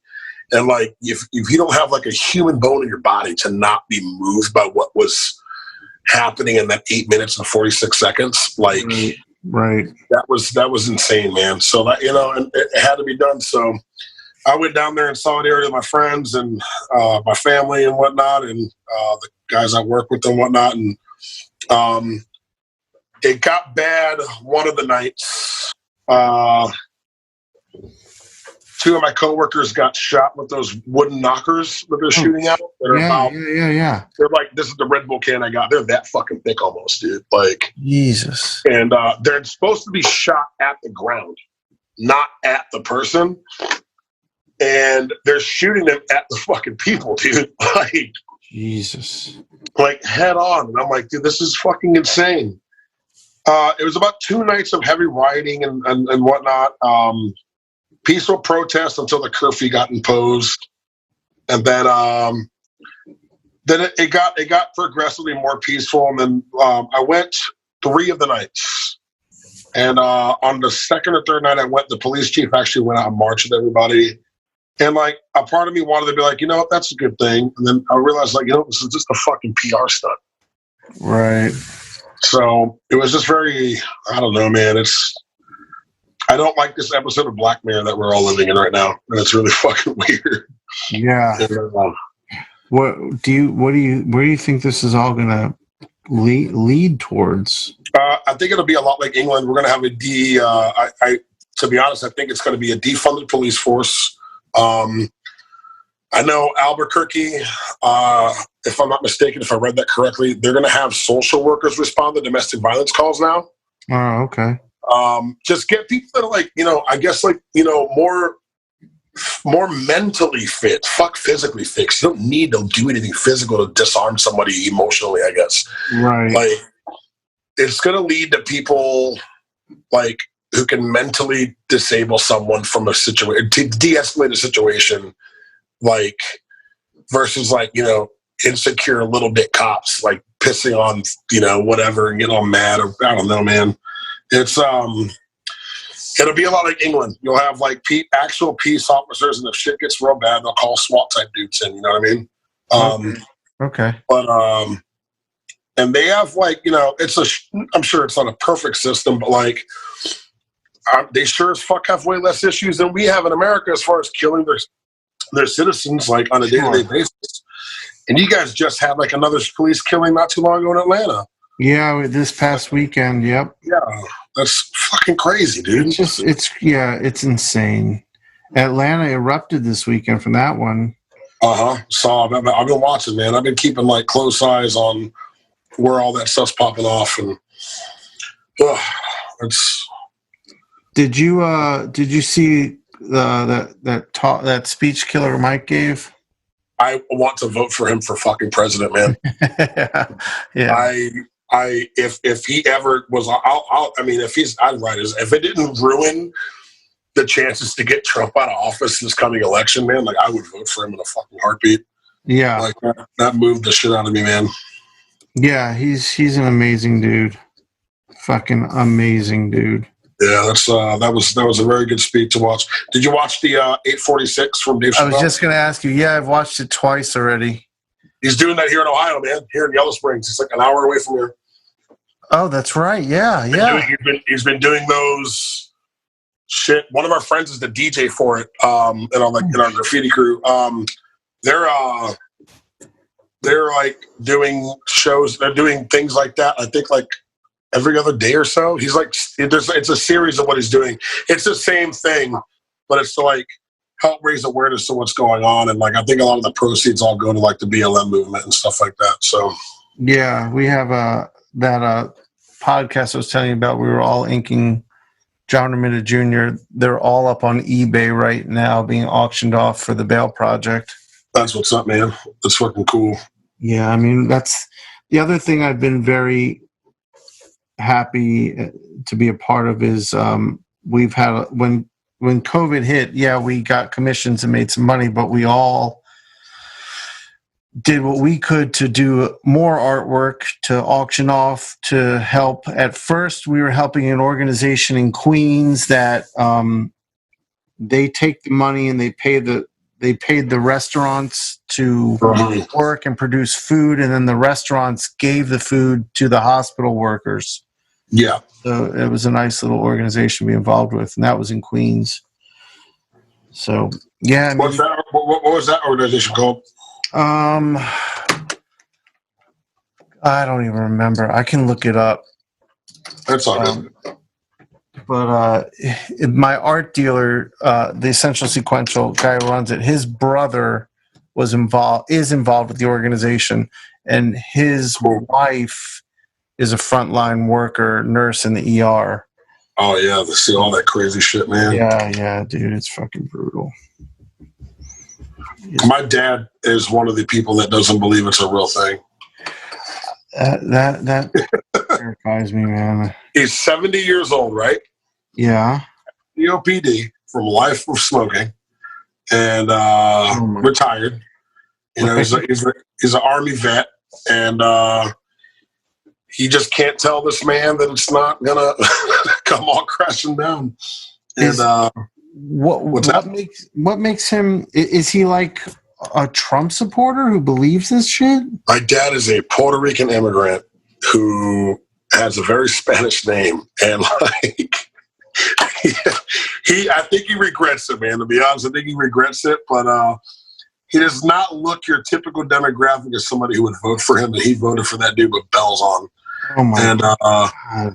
Yeah, he's an anomaly, man. Like, for being like as encouraging as he was for the arts as a kid, man. Like, old age has turned him into the Puerto Rican version of Clint Eastwood in Gran Torino. That's the best way to describe him. Oh my God. Dude, what happens when you get older? Like, you hear that story, I'm like, I don't want to be that dude. Yeah, man, not at all. I love that man to death, make no mistakes about it, but I just feel like every time I talk to him, it's just like, I don't care. I went to the grocery store today. I didn't wear my mask. And I'm not laughing in the sense of like, this is funny, but like, no, I get it. Yeah, I totally. Like, you are just so insufferably like stuck in your ways, dude. And it's, it's, I don't know what to say, you know? I told him, like, just don't ever put me in a situation where I have to be like, I told you so. Like, I just don't, you know, I don't want to be that to my 70-year-old dad. You know what I mean? Like, of course. Yeah. Yeah, man, these are some fucked up times, man. I cannot wait to get abducted by aliens. I feel like that's going to happen. That's the next thing that's left. Like, right. You know, take me the fuck away. Yeah, exactly. It might not be a bad thing. I don't know. When they saw that, the NASA, even like the Pentagon or whatever, like declassified alien footage, and we didn't even care. Yeah, I know. We're the only country on Earth that gets bored of the pandemic on top of that. Yes, that's very true. Yeah, dude, when they announced they were reopening, there's this Trumpy dude in my neighborhood. Oh, boy. He put off a fireworks display like 4th of July style. Like what? Like you stormed the beaches of Normandy, motherfucker? Right. So, like, we're just sitting upstairs chilling. My wife and I, my kids are hanging out in one of their rooms, and we just hear all these explosions. Oh, God. And I open the door, and my entire neighborhood sky is lit up. And I was like, this is not good. Oh, man. So I was in China the week they fucking announced the outbreak. That was weird. Oh, shit. Yeah, I was filming their version of Ink Master up there. It's called This Is Tattoo. Okay. And I was one of the judges on that show. And I was there for 2 weeks in Shanghai and Suzhou. Yeah. And on the way back, they were temperature checking people on the flights. And I didn't fucking know what the hell was going on. It wasn't, they didn't do it on my flight. They did it in the terminal. Right. My friend Griffin was coming back. He went out there with me, but he took a separate flight home to New York. And yeah, they were doing the temperatures of his flight, his connected flight. And when we got back, they announced like the full global scale of the outbreak. Like, New York had already had a couple cases. And I didn't think anything of it. And I got like an email from Delta, and they're like, yo, are you symptomatic? You know, I was like, why are you fucking asking me that? Oh, shit. And they didn't say anything about that, I guess, for patient confidentiality. There may have been somebody that was on my flight that had it. Oh my God. That was in December. I was fine, but I went back to New York in February, and I got sick for a couple days, and I had like a cough that lasted a month. Oh my damn, dude! Do you think you had it? I thought I'm wondering if I did, to be in hindsight, because I was pretty good about making sure nobody was around me and stuff like that. But I also nobody thinks of it because it's like not at a doorstep to that degree yet. So I was wondering, did I have that shit at one point in time? Right. But then I'm hearing about like other friends of mine who definitely had it, and I'm like, oh shit, like that sounds like life-threatening, debilitating. But then you realize how many forms this shit takes. Right. Like, so I was telling you about Mateo. So after doing that, he thought he had it, but it was so mild he could barely tell. Probably wasn't what it was, dude. And then his girlfriend got it, and she wasn't like fucked up. She was just in bed with a mild fever for like 2 weeks. Yeah. It wasn't getting better, but wasn't getting worse. Right. So, yeah, I mean, who the fuck knows, man? It's a fucking wild-ass world. I cannot wait till we are able to go to conventions again, and I can talk to my fucking dudes. No shit, man. Be a goddamn nerd in public. Yeah, that's my social life, is getting to conventions with my artist buddies, because I'm pretty hermity when I'm at home. Right. We're going to go ultra when that shit happens, though. I feel like we're going to have there's going to be like a post-apocalypse baby boom. Yes. Nobody's pulling out. Everyone's getting pregnant. Yes, that's definitely happening. That's going to be a real thing. There's going to be a whole boom of just like these kids like, oh yeah, man, the world fucking got a vaccine and here we are. Yes. It's going to be, I can't wait to go back to normal. Some things will never be this. Like, I think we're always going to be tattooing with masks on from here on out, and I'm cool with that. Yeah, I could. I don't think that'll ever change, and I'm like, I think it's. But man, just giving somebody a hug goodbye. You know what I mean? Right. I can't wait till I can consciously go see my parents. Right. Again, where I don't have to worry about me bringing something into my dad's house. Right. So, right. Totally. Yeah, I'm with you 100% on all that shit. It's it'll be a good time when we can actually go to a fucking Comic-Con, man. That's the shit I live for, dude. I'm grumpy a lot, and I'm not the beacon of positive energy by any means. But dude, you get me first week of October every year in New York, dude. I am the happiest kid on the fucking planet. Or that the 10 days I take to go to San Diego to go to the show and do tattoos on my friends, those are the 2 times of the year I'm just this is life. This is exactly what the fuck it is. And I need that back so bad. All of us do. Yeah, definitely. Do you think we're gonna go back to cons as we knew it? Yeah, I mean I think so once a vaccine's formulated. Right. If Mother Nature decides to not diarrhea on us at any point in time and say, oh, wait, I got one more. This is called the Broronavirus or something. And she ends up really raining on us. That'll be, right. I hope that's not what happens, but we'll see. I think we'll go back to normal though. I just think, I think the vaccine is going to calm everybody down. Yeah, we can't live beyond plexiglass, dude. This is not going to happen. You imagine someone coming to your booth and trying to discuss things with you with a fucking 6-foot-tall plexiglass. Yeah. It's just gonna. It's gonna make it too sterile at that point. I agree. I totally agree. We thrive in that human element, no matter what we need. An interaction that's more meaningful than okay, look at me in a cage. Right. Yeah, absolutely. Yeah, totally. Fuck. No, it'll come. It'll be back to normal. I don't know if I want to be the first guy that gets a fucking vaccine, but right. I definitely don't. Yo, you let me know how that works for you, dude. Right. Can you still pee and take a shit? Right. Totally, man. Or you see those commercials the side effects include gambling, turning into melting in the shower. Yeah. That shit freaks me out too. So yeah, I'll wait and see what's up with that. You let me know how that works out, and then I'll follow suit. Like, I mean, I get flu shots every year. Just like I think out of like my kid is in elementary school, going to middle school now. So like those kids are still like picking their butts and flicking boogers everywhere and shit. So definitely, like playing fart pranks and each other's stuff. Like you never know. I don't know. I just assume everything at my kid's school is covered in poop and or mucus. So it probably is. yeah. So I like.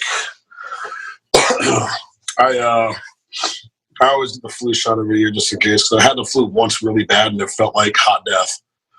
Oh shit! But once it's standardized and it's doing its thing, I'll get myself a corona shot. Yeah. I want to get an antibody test, but like I only heard they're only like 40-something%. Like, right. I was curious too, because when it first hit, there was a point where me and everyone in the house had like a little cough for like a week. It was never bad, and I just felt really tired. And I'm just like, I wonder if that was it. Dude, and man, that's what's crazy. That's not a wild thing to assume. Like, No. That's a pretty normal ass part for that stuff. Like, you never know if that could be what's going on. Yeah, totally. So yeah, I would like to know. They asked my wife where she works if they were interested in an antibody test. Mm. She said yes, but never heard anything more about it. Or I want to get one when I feel like they can actually tell that I've had it. Yeah. You're like, tight. I mean, and then I want to like, now that I have it, can I just like run fucking butt naked through the city or something? Exactly. Because if you know you've got the antibody, you're good to go.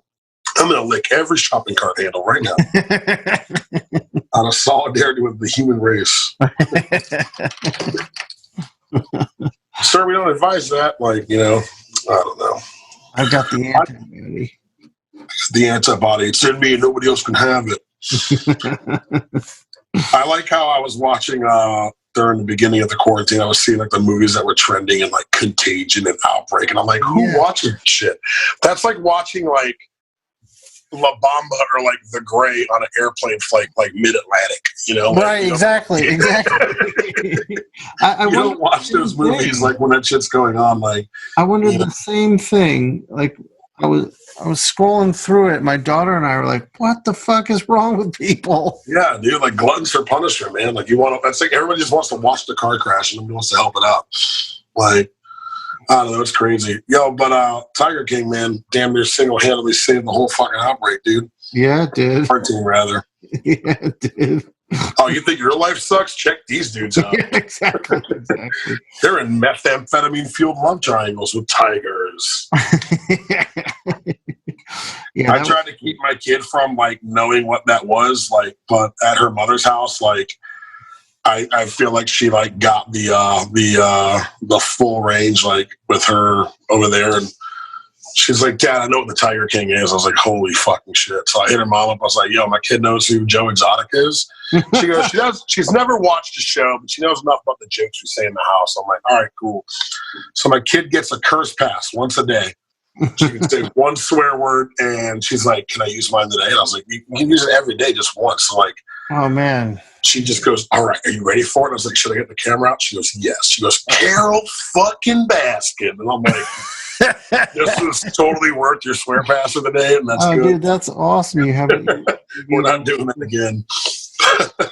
Oh, that's awesome. She's been a pretty good. How have your kids been with the not having to go to school and stuff? They were very. It hurt my daughter a good bit because this is her senior year of high school. So, yeah, I was going to ask you what age are they in because that affects it greatly, I think. Yeah, so she lost her prom, she lost her graduation. Although now they're saying they're going to have a prom in July and they're going to have a graduation at the end of July. Gotcha. I'll see, but she was upset about that. My son was fucking on cloud 9, man. How old is he? He was finishing 8th grade. Oh yeah, he's loving it, dude. Yeah, so he was like, I get to sit around and play my guitar and draw all day. I'm down. Yeah, my daughter's in 4th grade, and she's like, "This is tight as fuck." Yeah. And then he's like, right now he's like, so when we go back to school, are we going to be going back to the building again, or are we going to be doing the homeschool shit online? And we're like, we don't know yet, man. Depends on how hard you sneeze, buddy. Right. That's funny. Yeah, but my daughter, she's doing good now, and she's excited for college, but... That's good. I mean, listen, like, in 5 years, she's going to realize that prom was stupid. And, like, you know, like, you're not going to talk like any of your high school friends. Well, prom's different for boys. Like, I didn't give a shit that I didn't go to mine. But, like, graduation. Sorry, that's my airbrush. I'm making fart noises. Okay. Dude, do you just keep it, like, with your compressor ready to go? Dude, so here's what my dumbass does in my bachelor pad of living here. Because I have, like, a kitchen island, I don't really feel the need of having a dining room. So I turned my dining room into where I do, like, a lot of my stuff on paper. Uh-huh. And then in my bedroom, I got, like, a separate area to do, like, paintings on canvas and stuff on. So what I do is I legit keep my airbrush right next to the kitchen sink. And I can just cross over from where my drafting table is to the sink and just dump the paint out in one part of the sink. Oh, awesome. And, it works out. I just got to make sure I clean up after myself whenever, you know, little excursion with my paints. But what type of airbrush do you use? I've got an Awada Revolution and an Awada Neo, and then they have, like, a bigger compressor that goes with it. Awesome. Yeah, I haven't used the airbrush in so long. I feel like it gives me, like, just that. I don't use it for, like, I don't rely on it as a total medium changer for me. Or like entire pieces don't airbrush. It's just to accent stupid little things. Sure. I mean, I think it looks great. I think I just got to the point where I was like, it was too much work. I didn't feel like doing it anymore. Yeah. No, you're right. That's why, like, I got it situated the way I have it here, so the cleanup is pretty minimal. Yeah, I think it's awesome. That's awesome you got that. When I lived in Brooklyn, it was a whole other fucking deal to have on. Like, you don't have a lot of space out there, obviously. Right. So, I was one of the few people that were fortunate enough to have a backyard in Brooklyn. So, oh, nice. I was able to work on my canvases, like, on the spray paint end of things in the backyard. But my guest room was also my art room when I didn't have guests at the house. So I was very, very cluttered, but I made it work. Yeah, it's the life of an artist, man.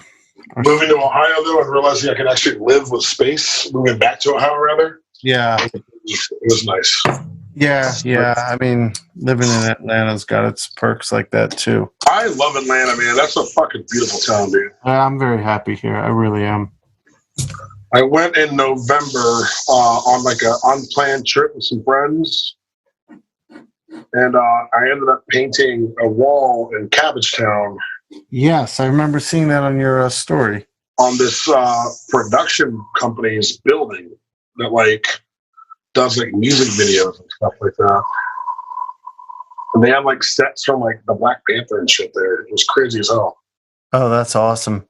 Yeah, but it was this old dude, super cool, and he let me paint on the building because there was already stuff on it. And he knew a mutual friend of ours, and it was cool. It was real unplanned, impromptu. It was fun as hell. But I want to go back. When I go back, I'm definitely hitting you up. Yeah, please do, man. Please do. So did that turn into, like, a paid job, or was it just like, here's a wall you can fuck up if you want? No, it was a free thing. I had paint with me because we were there doing some other stuff. And I always keep paint on me for whenever, you know, that situation arises. And right. And yeah, like, it was I had the paint and I had the time, and I was like, you know, I'll do it. It was cool. It was an excuse to, like, let me put up whatever I wanted. And fuck yeah. That's a general deal I do give a lot of people. If I want to paint walls more often, and as long as it gives me an opportunity to paint whatever I want, and it won't be offensive or weird, then I'll paint it for free. As long as I get the good exposure for it, because, like, people see it, and I've gotten tagged in that wall like maybe 30 times since I've done it. So, oh wow, and those are, like, you know, 30 people who posted it, but, like, did not know what my work was prior to that. You know what I mean? Gotcha. Yeah, So it all in worked fact, itself out.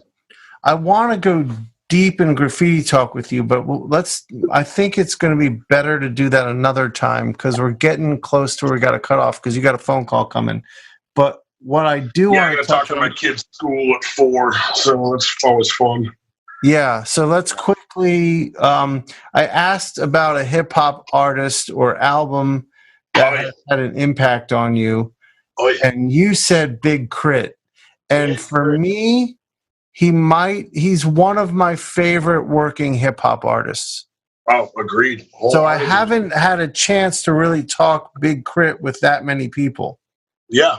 Do you feel like you're always having to mention it for the first time to people? Yeah, all the time. Dude, it's crazy. It's crazy because he makes his own music and his production is stellar. Yes. And he's an amazing MC. He's just the 100%. full package, and he's a full-on artist. He's an anomaly. Like, you don't get people like him except every other generation or so, I feel. I agree. So when did you first get exposed to Crit? 2010. I remember it vividly. He had came to Columbus and did a show at a venue here called Scully's. And I didn't know who this guy was. I wasn't at the show, but a friend of mine was really excited about that. And he posted on his Facebook, he's like, oh man, Big Crit's coming this whenever day of the week, yada, yada, yada. And I was like, let me just Google this guy real quick and see what he's about. And he had just put out Crit Was Here. Right. And it has a little golden crown on the cover. And I gave it a listen, and that song, he covered Adele's Hometown. Or not covered it, but he sampled Adele's Hometown and made his own song called Hometown Hero, which he ultimately couldn't use when he released Crit Was Here later on Spotify and stuff like that because of the copyright infringement with the sample. So the only time to hear that song is like on YouTube. But yep. I was like, I'm sold. This is who the fuck is this? I need more of him now. And then he did another one where he sampled Souls of Mischief. That's what I was just going to talk about. Go ahead. Dude, that Some Days, oh my God. Like that yeah, song, and that one you can only find on YouTube as well. Exactly. But like, that was my first exposure to him, was that track on YouTube. Yep. I fell in love, dude. I was like, this is the man. Like, I need everything. And that country shit song, dude. Oh my God. Like being from Texas, I was just like, and he's got Bun B on it. Holy shit. Yes. Like, yes. Nothing was the same after that, dude. And I've been a fan of his ever since, man. And 10 years later, I can bump anything he's put out from that initial exposure to him 10 years ago to now. And like, I'm talking like one of the very few rappers who I can listen to, especially Southern rappers, I can listen to from front to back. And his style transcends the South. He's very profoundly Southern. Without a doubt. But I mean, like, he's like the Southern on some outer space shit. Like, right. It's a whole nother level with that guy, man. And people always, I just feel like I'm always having to just tell people for the first time, like, yo, but do you fuck with Crit? They go, who? I'm like, God damn it. Like, yeah, I know. Where are you with your life? and to hear like him talk about the struggles of like just his own career, it's crazy to me. Straight up, because nobody wanted to give anybody a shout out of Mississippi except David Banner. He was the one. Yeah. So like that's all that anybody ever fucked with. I was like, dude, Crit is all that and then some. No offense to David Banner, but like no doubt. Crit is like literally like he's the Neo in the Southern rap matrix, man. And like people need to understand that shit. You're absolutely right, man. That's exactly how I felt. I got into him at a time where I was starting to give Southern rap a full chance. I mean, I came from the North, so I remember when Outkast's first album came out, I was like, oh, I can fuck with this. Yes. But even then, then it became the whole No Limit scene, and I was not into any of that. Right. That's an acquired taste for sure. Now I want to give it a chance because now I'm much more open-minded. But it wasn't. He's the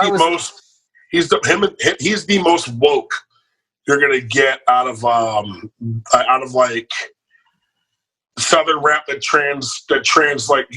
touches all genres, ain't just about like the struggle and the hustle and stuff like that, where he actually gets into some like crazy shit. Like him and another rapper I think you like a lot is Trans Lee.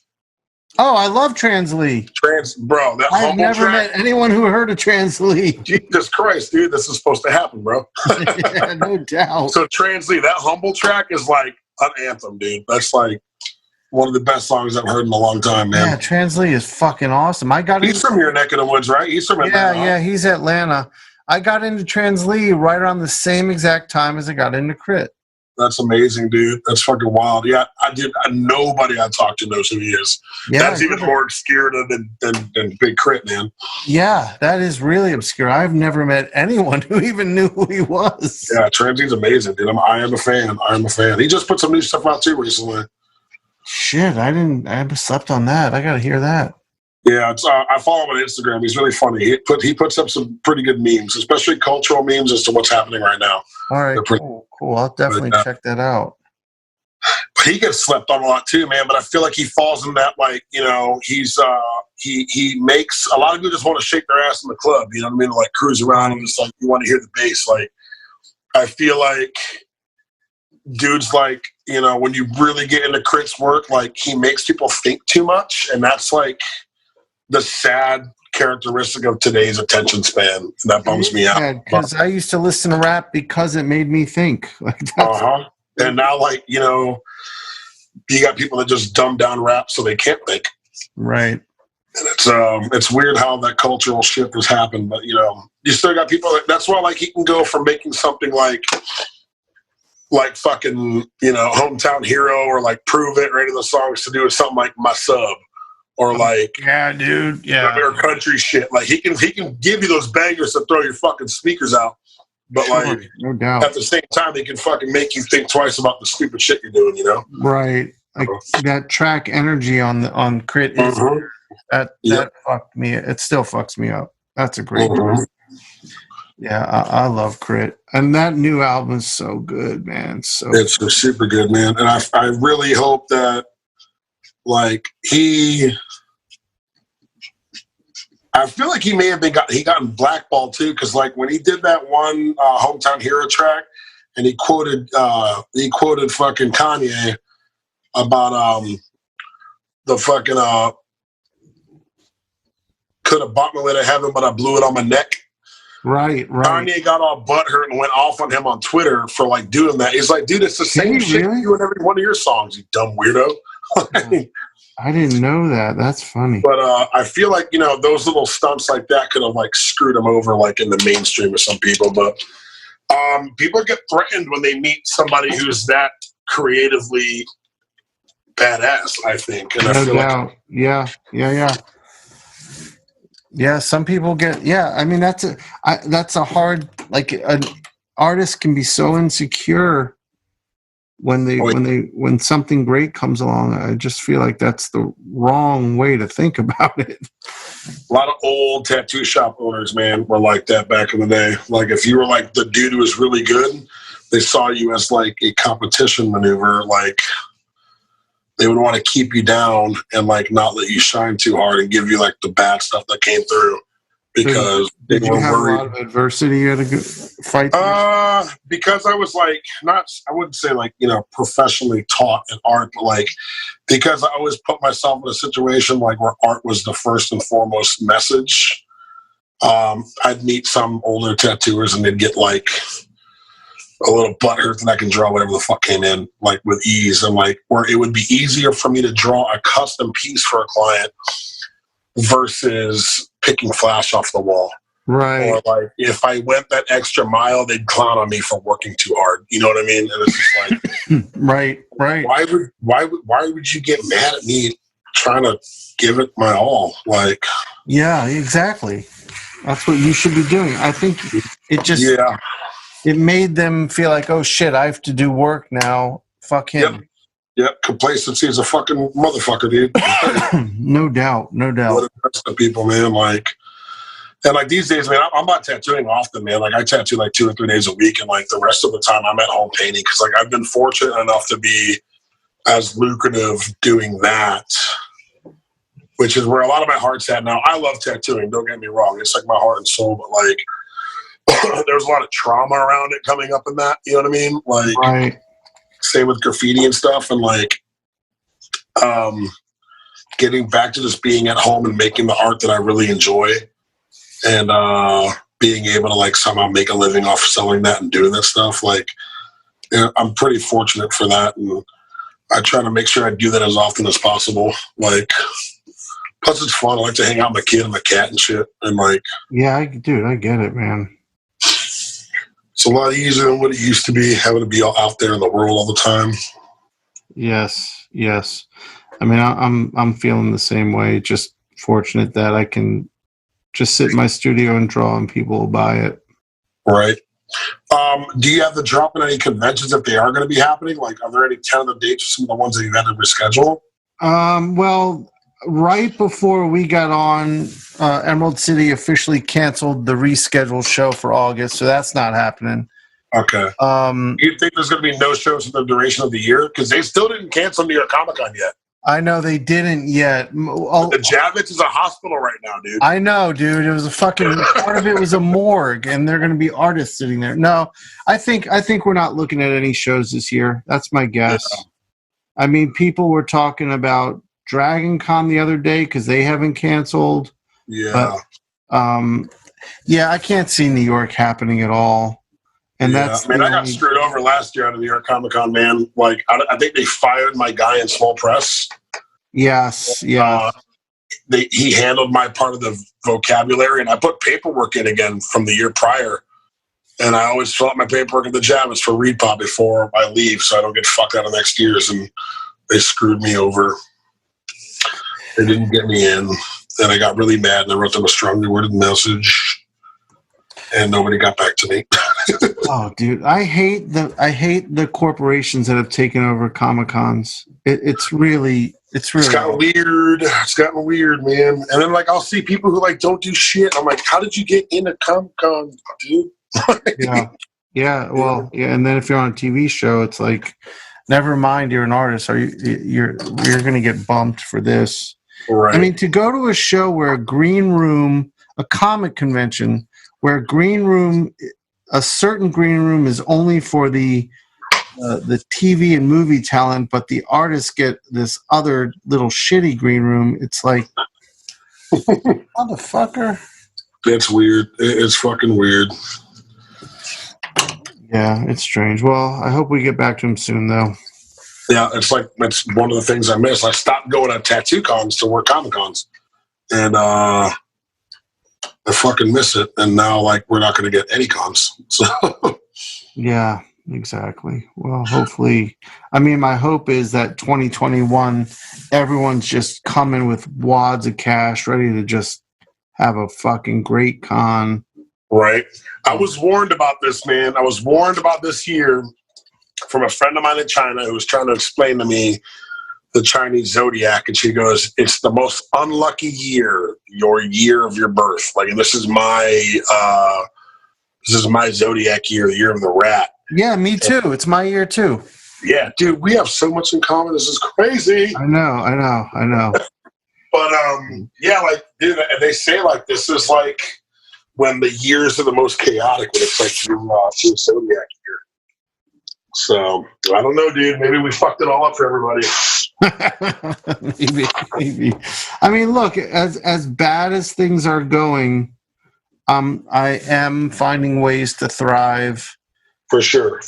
In my way. Yeah, I thought the wheels are going to fall off my entire life. Like, when all this started happening, I had like this weird sense of calm over a lot of it. Like, I only flipped out. Me. Yeah, I only flipped out once. It was like, yo, I might not make it out of this shit alive. And then like something happened, and I was like, oh man, this is gonna be fucking A-okay, dude. So yeah, that's exactly what I went through. I kind of like, for the first month, I clicked into like instinct survival mode where I was like, my family needs food, I got a mortgage to pay, and I just hustled like crazy. And then after a while, I was like, shit, I'm starting to do well. You're like, I have all this toilet paper. Right. Dude, that's a whole nother fucking story, man. How do we switch up to, like, how does it get to that? We're like, yeah, this is what we need right now. Yeah, no one saw that coming. That was strange, man. Dude, yeah. Like you can make anybody just buy en masse a ton of shit. Yeah, most def. All right, man. I'm gonna call it here unless there's something else you want to talk about because we're getting close to your call. Word up. Yeah, I'm just doing my little doodads. I'm gonna be finished in a minute. Yeah, show us. Yeah, let's look at what you're doing. So I got my surfer here is just about penciled. I got I got lazy on the feet, man. I did. No, you don't get lazy at shit. I got lazy on the feet. I just made a blend into his board. Oh, I like I pulled a certain other comic book artist maneuver just now. Oh man. At least it wasn't drawing a shield. So yeah, I think it looks dope. I love it. I love that. Thanks, man. Yeah, it's just I don't know, a little express, a little doodad. Very nice, very nice. So yeah, here's mine. I will. I love that. Look at that thing. Oh my god. Yeah, I got some work to do on it, but I'll definitely send you a scan when it's done. Fuck yeah, dude. Please do. Yeah, and do me a favor, send me a high-res scan of yours too, because I embed them at the back of the podcast at the end. Well, dude, man. Cool. Well, I'm gonna hit stop. I bought this scanner here. I'll show it to you. Okay. I bought this scanner here strictly because it has a large format flatbed on it. But it's this guy right here. And I got it for $2 and some change. Oh, shit.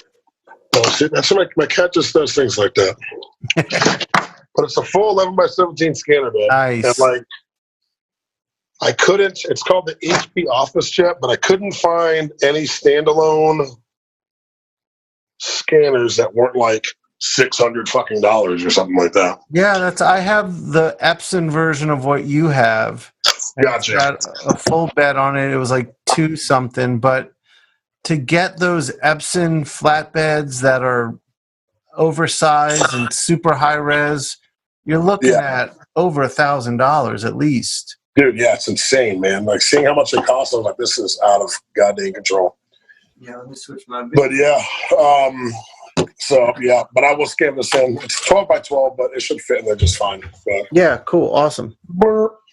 Yeah, it looks dope. All right, so it was fun talking to you, man. You too, bro. I'm gonna hit stop on here, and then we'll say goodbye on our own. So, thanks for doing the show, Dave. Thank you for having me. I appreciate you very much, dude.